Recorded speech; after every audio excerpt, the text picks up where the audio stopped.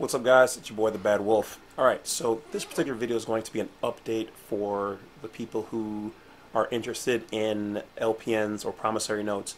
Now, the reason why I put this out here is because, well, one, this channel is about telling truthful information, and I don't want people to have any false expectations of certain things.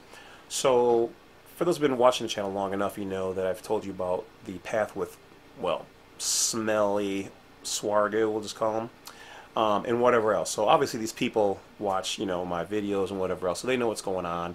Now I will say there seems to have been a shift. Could be because of what we're doing now, could have been something from long ago or something behind closed doors, we don't know. So the promissory notes are still and have not been deemed illegal, okay, for discharging debts. One of the reasons why I know why is because, well, they're still, you know, granting mortgages and promissory notes, and you're still signing them, and they're still monetizing them. Okay, so the whole thing is that some of them, which I told you guys from the beginning, are essentially not abiding by the UCC. They're not abiding by these laws that govern these things. They are keeping them, which is illegal, in theft and fraud, and they are then telling you that, well, you just need to pay your bills. So don't think, guys, that these people don't have meetings and send memos to each other on what's going on, okay? Don't think for a moment they're not doing this. So some of them take them, and those places are great, and some of them won't. And we've even noticed that they will take them from some people and not other people, okay? Now, especially if you're going into like credit card default or whatever else, they are especially supposed to take them because that is an offer to pay. Now, if your accounts are in good standings, which I've never said this is what you should do if they're in good standings, I'm just saying, education. But if you happen to have done that, it might be more so that they don't want to accept them, even though they're supposed to. So what I have noticed is that, especially with Smells Wargo, they have ignored the information that was sent to them, which backs up everything, including the money mechanics, which states how money is, you know, not backed by anything, and so a note signed is a promise to pay in the future, and that what they're doing is called fractional banking, which is what essentially we're doing. But see, they can monetize it in numerous ways and different ways to make it have a cash value. Okay, so even though they say that they don't accept them, they can, they do. They're just choosing not to, which is fine. Even though the UCC says if they do not accept it, that is discharge. Okay, so here's the thing: they're also not returning them. Well, if it's no good and it's useless, then return it. Okay, so yes, I am drafting up a letter to go along to handle these situations with the LPNs that we do sell here on blacksite32.com.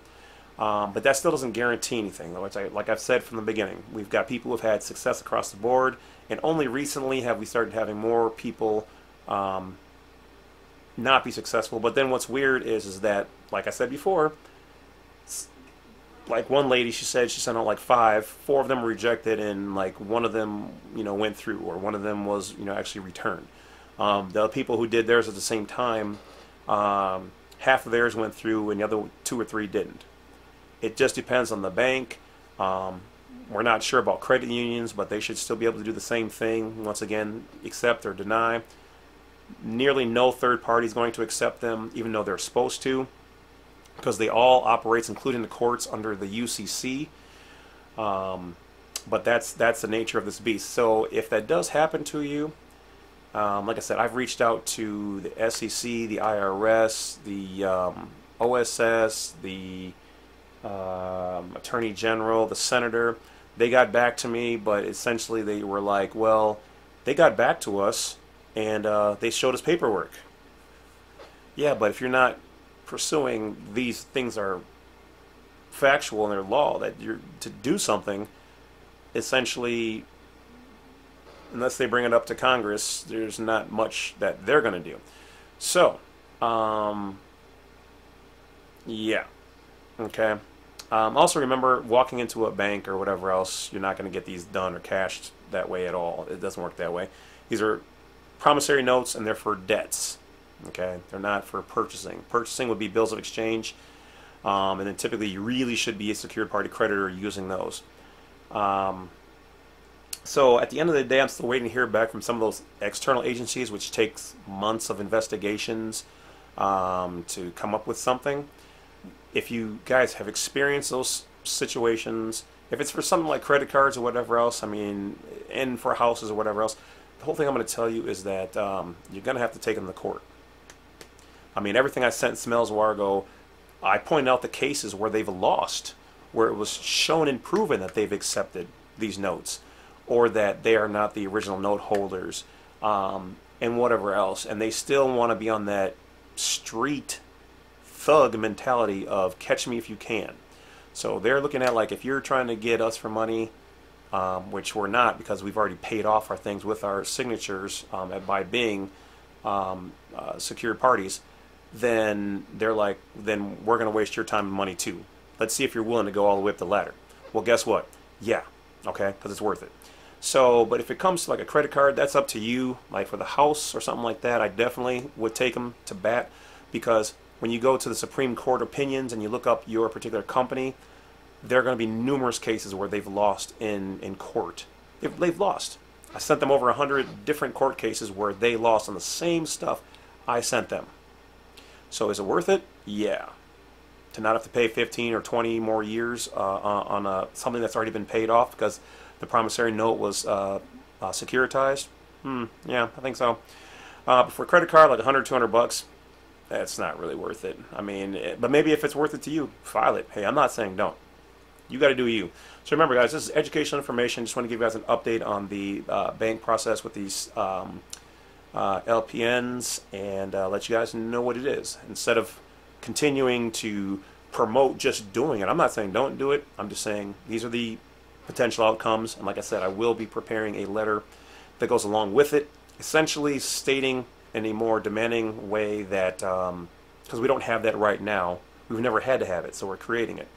A note that is telling them the act on behalf of this company keeping this constitutes a new agreement which supersedes the written agreement by having this. And so in not returning this, you have agreed to go forward with the process, and you are holding yourself liable for court. Got to get a little tougher on these people, because all they're doing at the end of the day is they're going, yeah, we don't take these. Hey, file this over there and make some money off of it. You guys should just pay your bills. Oh yeah, okay, banks. How about when you guys took all of our money and then, oh wait, you guys went bankrupt and you had to have a bailout paid for by the American people? Oh, let's not get to talking about how you guys are flying your flags under foreign registrations, stuff like that. Anyway, I digress. This is only educational information. Do your own research. I could be just a crazy guy with a green shirt in a box somewhere in the middle of the woods on an island losing it. Anyway, guys, you guys get the idea of this. So that's it. Take care of yourself. Stay wise, stay woke, and stay aware. And that's it for now.